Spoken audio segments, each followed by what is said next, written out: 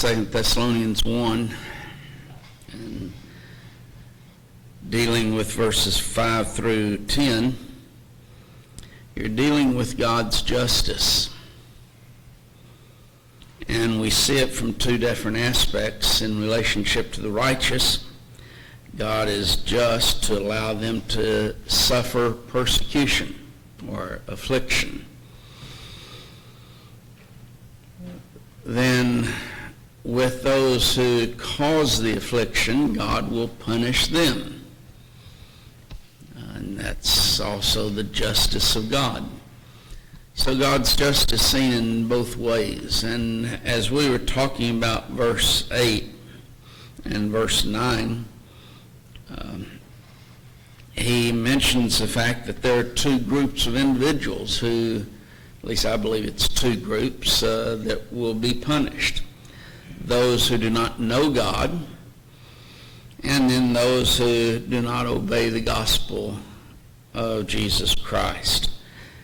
And we pointed out that that means a continued obedience to the gospel. That there is certainly that initial obedience which brings us into Christ, that's culminated in that act of baptism. But then this is continued in a lifestyle in which we live. So those who do not continue to obey the gospel will be punished. Those who don't know God will be punished. I'm not sure I mentioned this last week, so I'll mention it again. But if God is true, and he is, then why do we have such a difficulty with the question, what about that person over there who's never heard the gospel? What does God say here? Those who do not know God. Does that person know God? Well, no, but surely God can find some way to save him. No, he won't. He will be punished with an everlasting destruction. It really is that simple. I don't know why brethren, other than their pious softness, wants to argue with that. Yes? Doesn't God put like this little thing in our hearts that we know that there's a God? We know. God doesn't put it in our heart. God gives us evidence through which we can reason properly, and through that reason we can come to know that God exists. Some people think, well, they haven't had an opportunity to hear the gospel. So that you'll be doing them wrong and injustice. You won't talk to them the gospel of living. And the gospel is a condemnation, not a salvation. Yeah. If they've not heard the gospel and you take it to them, and if they don't obey it, then they'd be lost. But if they never heard it, they'd be saved. Just doesn't make sense. But God doesn't have a time frame. But He created man and He created him without sin. If there's ever opportunity to hear it, it's our obligation to look for it. it's our obligation. That's what I was going to bring up from Acts 17, that we have the responsibility to seek God. And that Paul says there we can find him. He's not far from us. But these individuals, these two groups of individuals in verse 9, will suffer, will be punished with an everlasting destruction. And we were talking about that everlasting destruction last week. It really does not lend any time frame or any credence to the idea of purgatory. You just can't squeeze purgatory in there, where you will be punished for a certain length of time and then you'll be able to get out of it. Well, it's an everlasting destruction. What? In purgatory, or it comes to them from somebody else? Now what? Did the Catholic religion invent it, or did it come from somebody else? They invented it. They invented it, okay. That 606, that later on down the road. Later on down the road, quite a bit down the road. I don't remember the time frame. But That's what they used to build a that's what they used to build center. a lot of things because it was a money-making proposition. Probably have to build a few somethings for the listener to do. But, yes.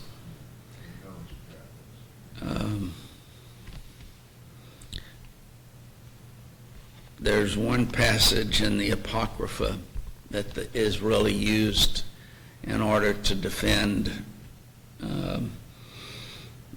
the doctrine of purgatory. And when you look at that passage in 2 Maccabees, it doesn't really harmonize with what they teach regarding purgatory. But that's a whole different lesson. I'm sure that our preacher could preach a series of sermons even on that doctrine, and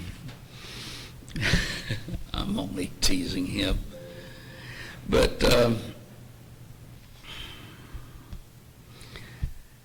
it is an everlasting punishment.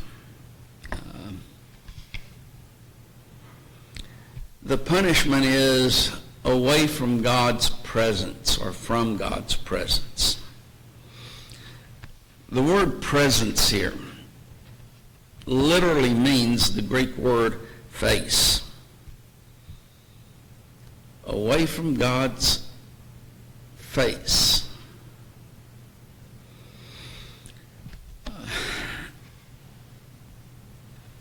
In Matthew 25 and verse 41, he tells those on the left hand, "Depart from me, ye cursed, in the everlasting fire prepared for the devil and his angels."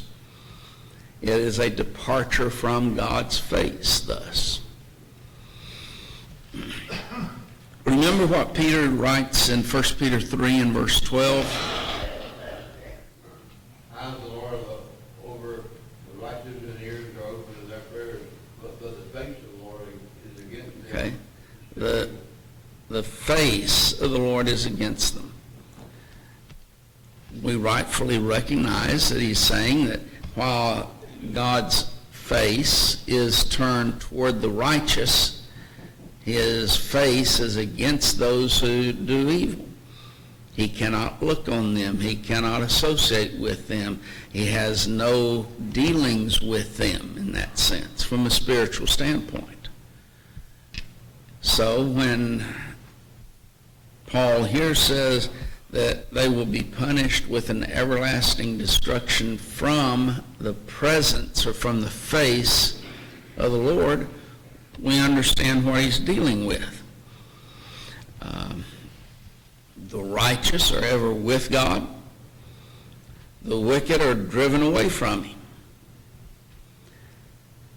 Now then, let's go a little, or add a little bit more to this. James 1:17 tells us that every good gift and every perfect gift cometh from the Father of lights, with whom is no variableness, neither shadow of turning.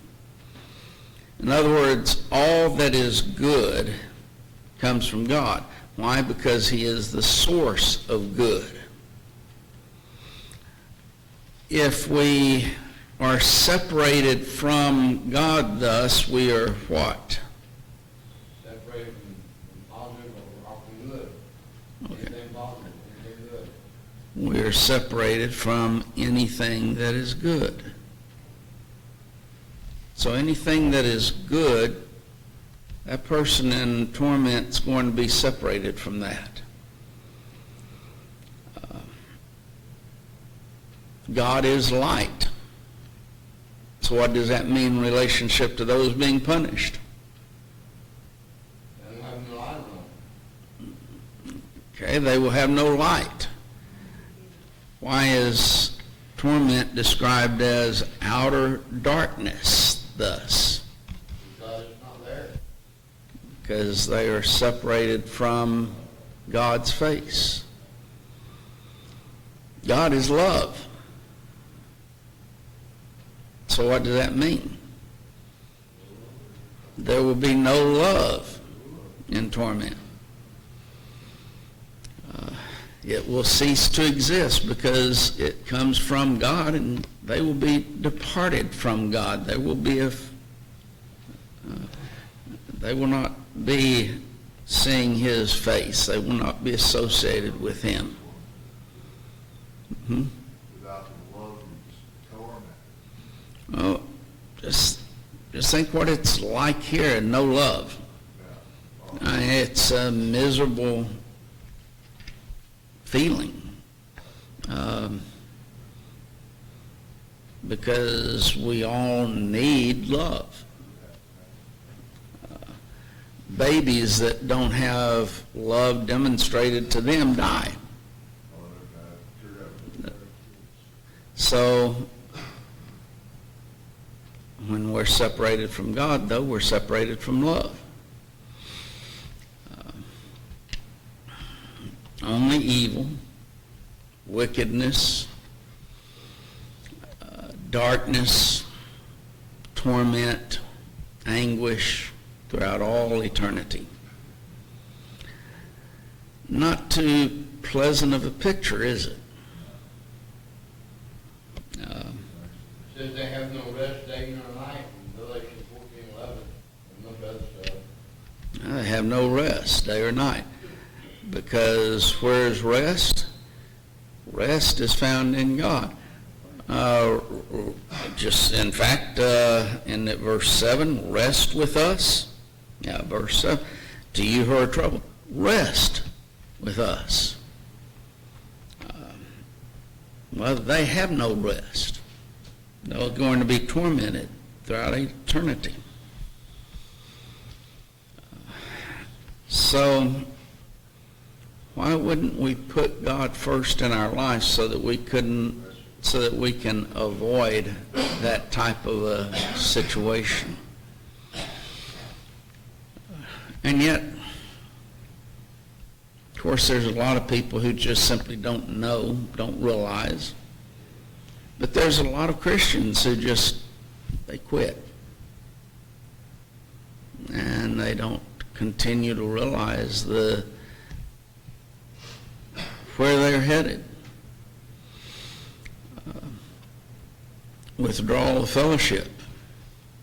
When a person is withdrawn from, one of the things that we're doing in that withdrawal is we are turning them over to Satan, because that's who they are associated with. That's the actions that they are following. They are of Satan now. And they, being of Satan, will suffer the consequences that Satan will. They will also be separated from the glory of his power. Glory is a Greek word doxa. We use the word doxology. You know what a doxology is?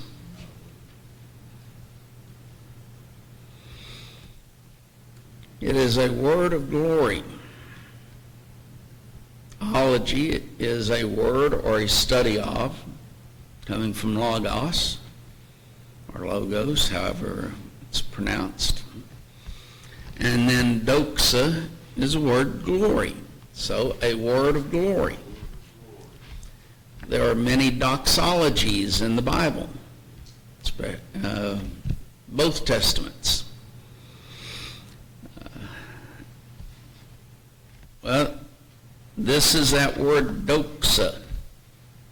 It means praise, dignity, honor, or glory.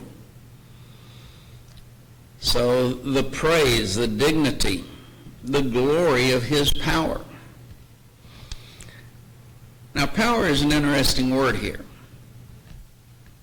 How many remember the Greek word that's translated power?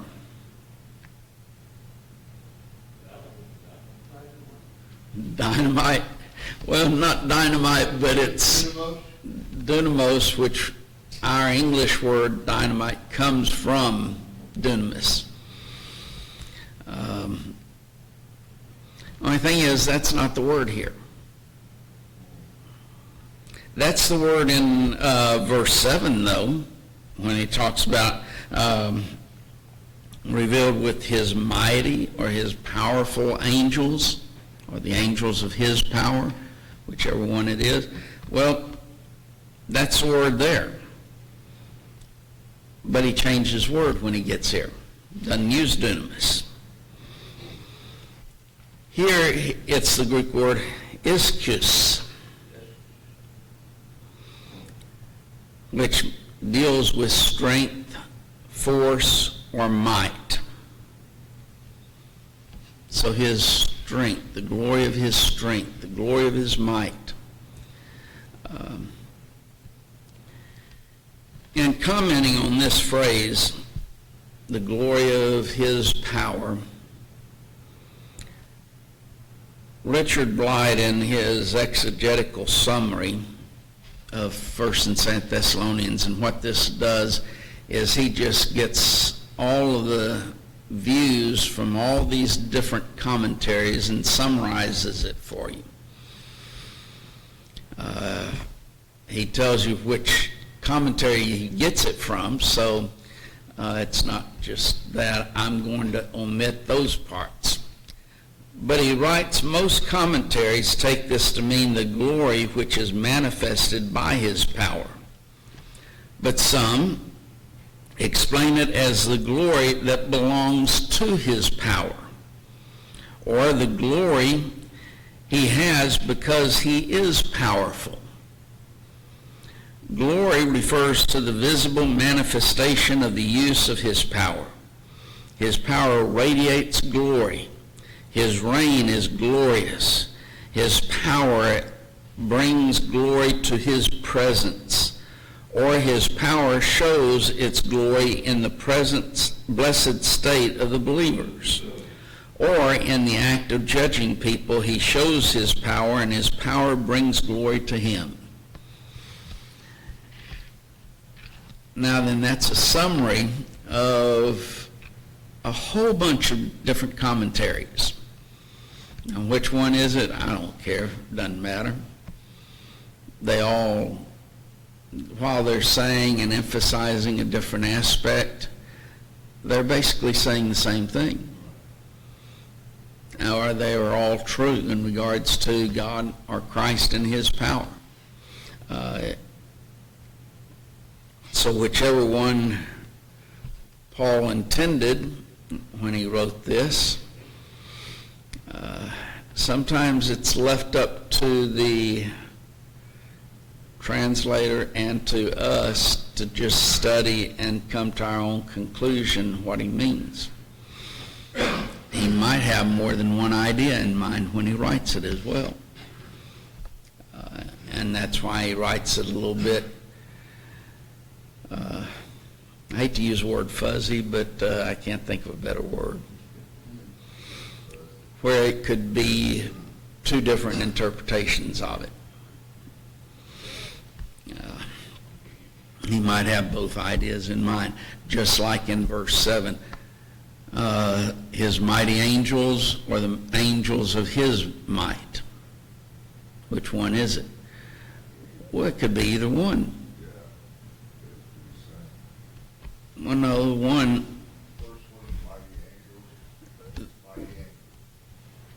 The first one, the mighty angels, the might deals with the angels.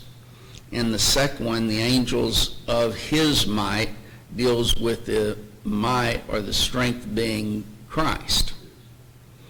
Well, the angels would exist for that time to start with, so that kind of either one would work, right? I would think so, but pointing out We talked about that in when we studied verse 7. I'm just using it as it could be either way. from a translation and understanding position. Sometimes words are written that way so that we can have a choice, okay, to use that term. One would, I guess it's kind of a dumb question, but why would God make 10,000 times 1,000 and thousands of thousands of angels? I guess that's His glory, right? I mean, anybody who create 10,000 times 2,000 and thousands of thousands of angels has got to be something else, right? That would be unusual. Well, when we get to heaven, you can ask God why He did it. Because unless He tells us in the Scriptures, I don't know. It's mind-numbing to think about that stuff. Wow. I don't understand why he created man. Why did He create man? Where did it come from? That's all. Well, we came from God, but why did God create us? That's one of the great questions that a lot of brethren, we don't have an answer to. I think we have, I believe I know some reasons, but Where did God come He is a self-existent being. from? I mean, how did he evolve? He didn't evolve. He always has existed. He always has been. We had to come from something. No, He didn't. That's what we mean, a self-existent being. For eternity, he's been there? Yes. You had eternity, I thought he had. in which he- some first of the universe. no. He existed in eternity. He created time, and then there's going to be eternity after that. He has existed all through that. So he created time, that tells you right there. But He was before time. He existed all through eternity. Self-existent being. The time to create His name too. He's always been there. That's what I said. All you have to say, he's always been. He's always been. Time to create, I am just like any living thing. Yeah, that's why I said just a second ago. He created time. Just thought of about, you want to create somebody, I guess. So- and he Well, us, how- He created the universe, and He created us as the crowning point of that creation, to have dominion over this creation. But that doesn't answer the question as to why He created us. Then he wants to come. I think that there's a lot to that Yeah. statement, that he said He wanted company. Well, I think there is a great deal to that. But ultimately, we just have to kind of speculate in regards to that answer, because God does not give us a specific answer. It's not the Bible, we don't know. That's right. We're the going detours to teach all that stuff. How big would the Bible be? Wow, Yeah, the fact, money was not created. Verse 10. When He shall come to be glorified in His saints, and to be admired in all them that believe, because our testimony among you was believed in that day. So now then He turns a little bit from the punishment, those who have been afflicting those who are Christians, to now then those who are Christians. He's going to come in regards to those who have afflicted Christians in punishment, but when He comes, it's also going to be glorified by the saints, going to receive glory but from them.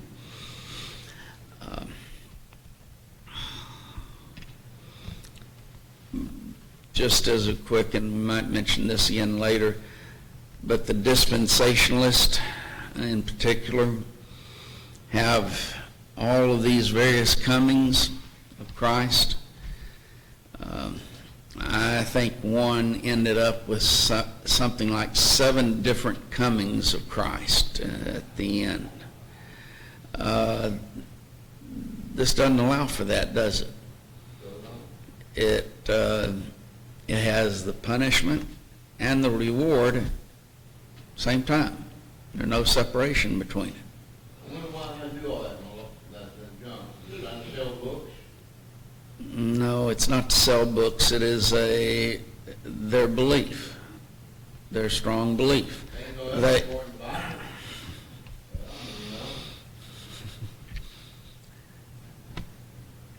do. It is a philosophy of study in which, and you have a philosophy of study also, so don't, turn up your nose simply because I use the term philosophy of study. It's a philosophy of thought, of study, in which all of the Old Testament prophecies must be taken literally.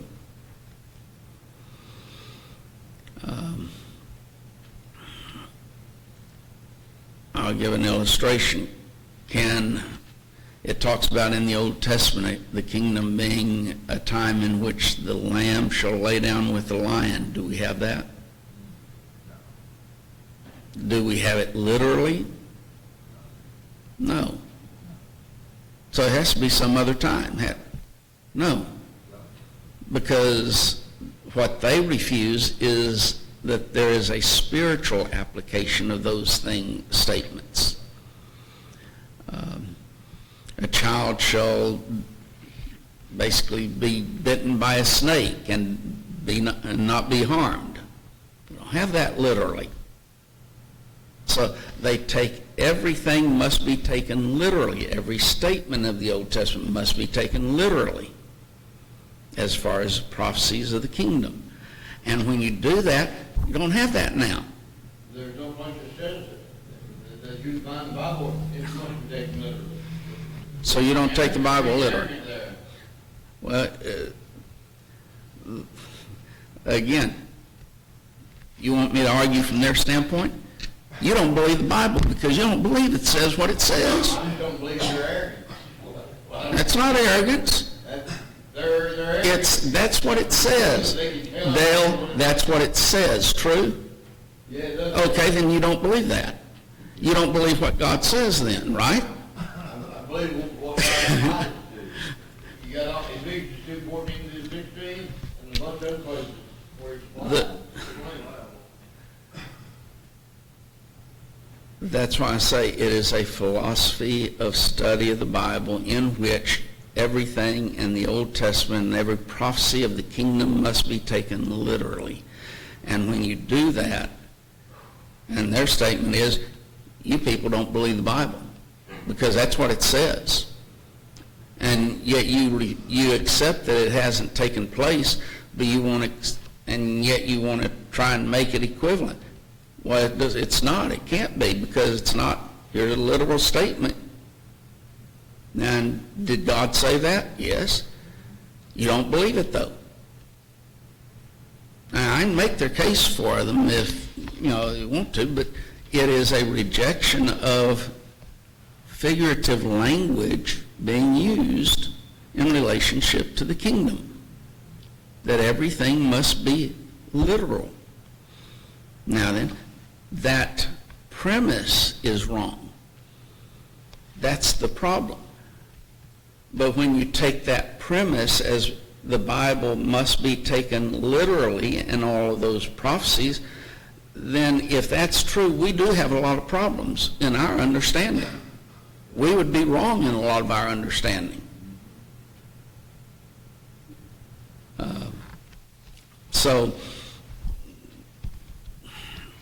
But again, that premise is what's false.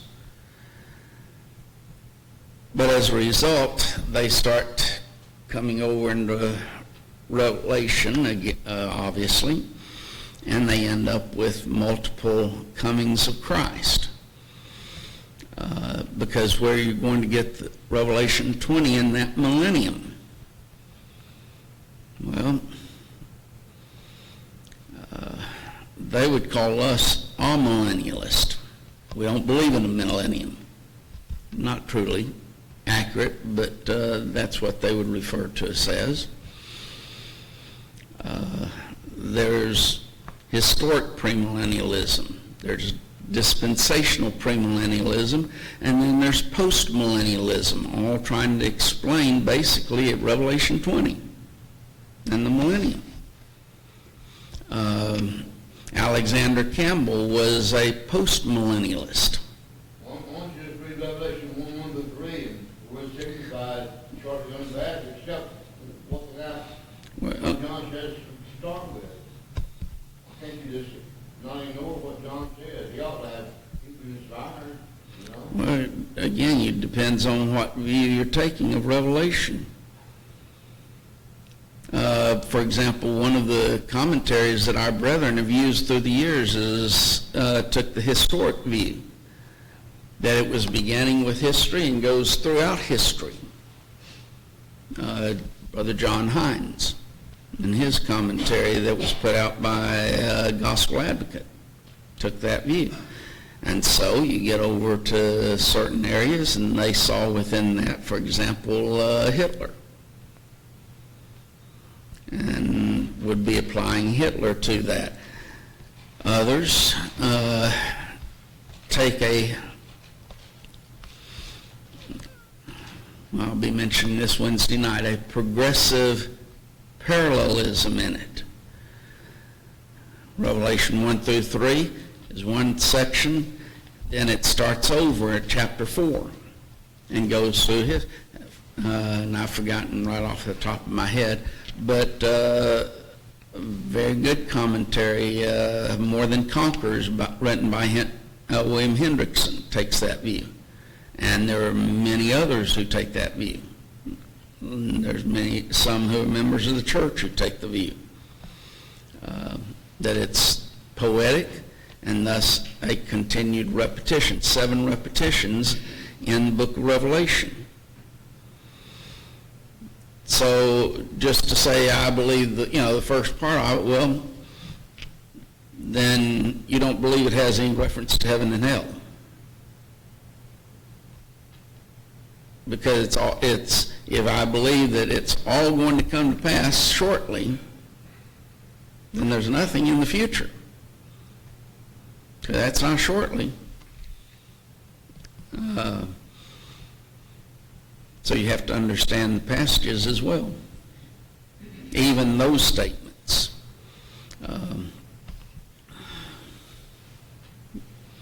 So who else wants to say something? One of these also using Revelation 20:22, 6-10, I think. Yes. Yeah. So you believe that nothing in Revelation has to do with the end of time? Of course, it has to do with the time. Oh, but then but I thought it was shortly. I thought it was shortly to come to pass. I thought it was shortly to come to pass. You see, there's difficulties with all of the views. Well, the person is not honest, sincere in interpreting it. They can make it mean what they want to mean, what they've done. But you are then impugning the integrity of a lot of people who are honest, and a lot of people who have come to different views than what you do, what I would have. I'm impugning the integrity of premillennialism and dispensationalism. I don't agree with that. How do we live so we can go? To a great extent, Forget about all this other stuff. to a great extent, that is true. Taking the 4 major views of millennialism in Revelation 20, dispensationalism, historic premillennialism, postmillennialism, and amillennialism, what difference does it make if we get what we're supposed to do in the here and now right? It wouldn't make that much difference. I would say, though, that premillennialism, or dispensational premillennialist, that they have a lot of difficulties in their views, because if it is true, they take their center of the Bible, instead of being really the New Testament, goes back to the Old Testament and the Abrahamic promise. And that the Abrahamic promise is primarily, and this is why you hear so much today about Israel, their thought is Israel is it. And some of the dispensationalists say that at that millennial period of time, that we're going to be restoring the tabernacle. It's going to be restored, the sacrifices of the tabernacle and all of those things. I think the New Testament, ridiculous. There's so many things that contradict that in the New Testament. That makes the New Testament a mockery.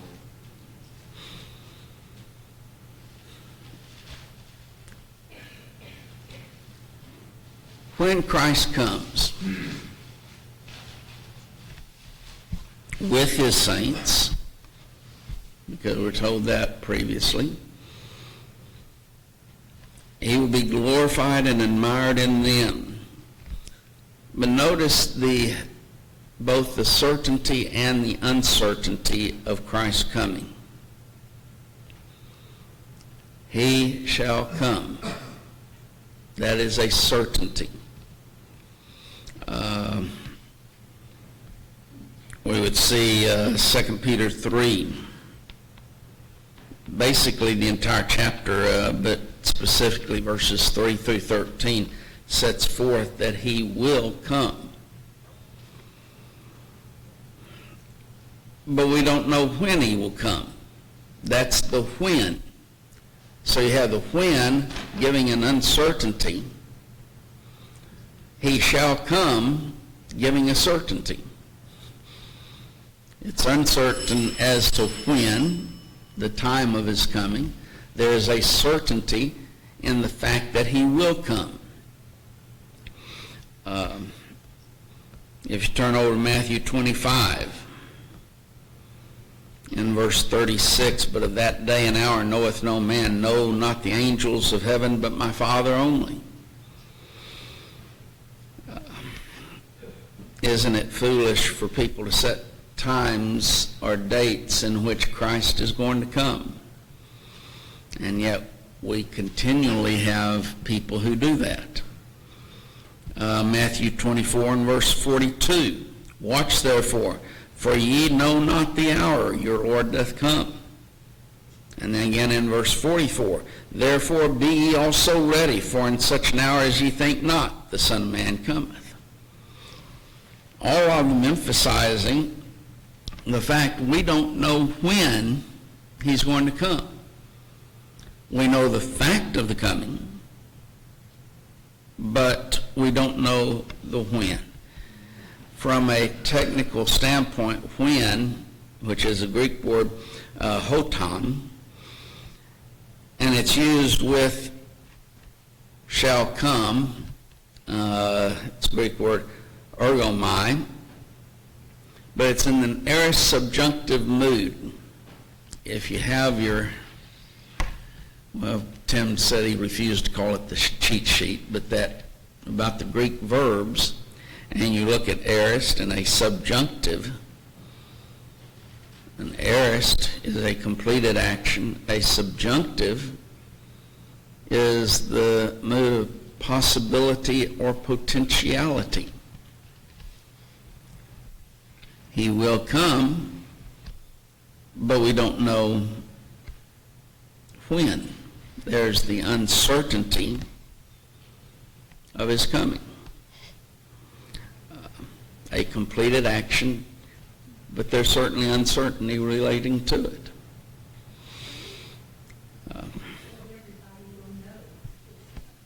Well, everyone will know that it's him. And we'll get into that probably next week, but, because we'll just go through real quickly the events that take place. But another purpose, in addition to the vengeance that he's going to take upon those who cause affliction to those who are Christians, is to be glorified and admired. Some believe that this is a result of his coming. He comes and he is glorified and admired because of that coming. And you cannot deny that that coming will be something that is marvelous to behold. It would cause admiration. So admired of them. And then glorified, that word, it's a form of that word doxa, which is glory, with the prefix in, meaning in glory, and thus to exhibit one's glory. He's going to come to exhibit his glory and be admired, cause admiration in people. Spiros, in his dictionary, states, in the aorist passive, which it is here, it appears glorious, with reference to God, to appear and be recognized for all that he is. This word here only appears here and in verse 12. When he comes, and all of this that goes along with his coming, it is going to be easy, and people will recognize that he is God, that he is what he says. What will all of those who rejected him all through the years and said he doesn't exist and all of this, what are they going to say? Because there's no way that they will be able to deny. Dollar and Carl Marx and all, the Voltaire and all the people, they realize back now. Well, they are suffering punishment now, yes. They know better at this point.